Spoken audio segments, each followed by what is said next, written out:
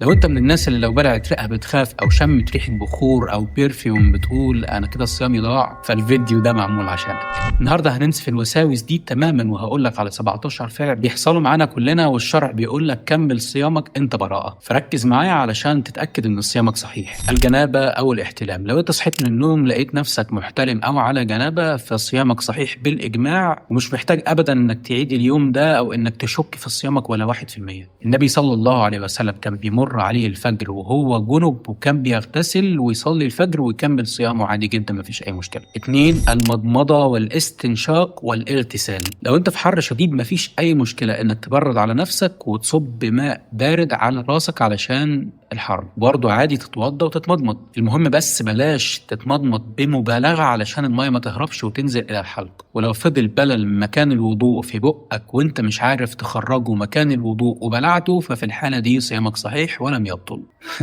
الواحد لولا الوضوء كان مات من العطش. خلي بالك يا نجم، انت لو قاصد انك تبلع ريقك من بعد الوضوء عشان ينزل شويه ميه من مكان الوضوء جوه، فانت كده فطرت. انا بتكلم على انك مش عارف تخرج الميه اللي في بقك وتعذر عليك ده وبلعتها غصب عنك، ففي الحاله دي صيامك صحيح. انما ما تتعمدش انك تعمل كده، لانك في الحاله دي انت فاطر. رقم 3، وده للشيفات اللي في المطاعم او ستات البيوت، وهو تذوق الطعام. ينفع مفيش مشكله انك تدوقي الاكل بطرف لسانك عشان تظبطي الملح في الاكل؟ ايوه عادي مفيش مشكله، مش احسن ما جوزك يطلعك عشان الاكل ما فيهوش ملح. المهم ان مفيش حاجه تنزل في حلقك، علشان في الحاله دي لو في حاجه نزلت فانت صيامك بطل. قطره العين والاذن والكحول وحتى شم البرفيوم والبخور، كل ده ما بيفطرش لانها مش منفذ معتاد للمعده، ولكن الافضل حاول تقلل منها وانت صايم، لان في بعض الامور لما بتشم الحاجات دي كتير بتتكون في الحلقه عندك، ولما بتبلع بتنزل للمعده. فاطلع من التشابه وبلاش تكتر منها. ولكن هل هي بتفطر ولا لا؟ هي ما بتفطرش.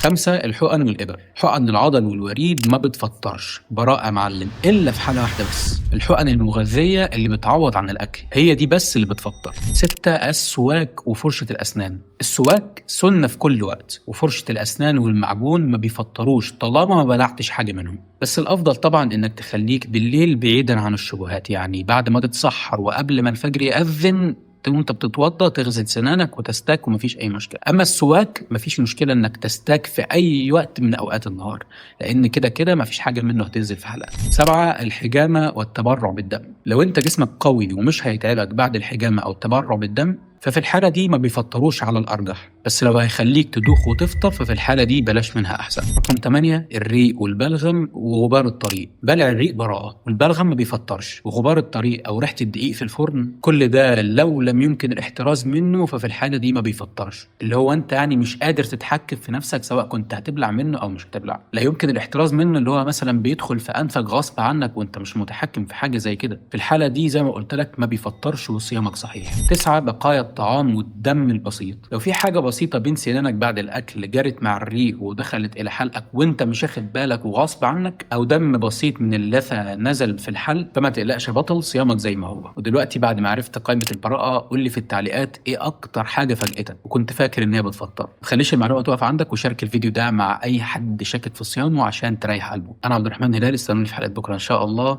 ورمضان كريم.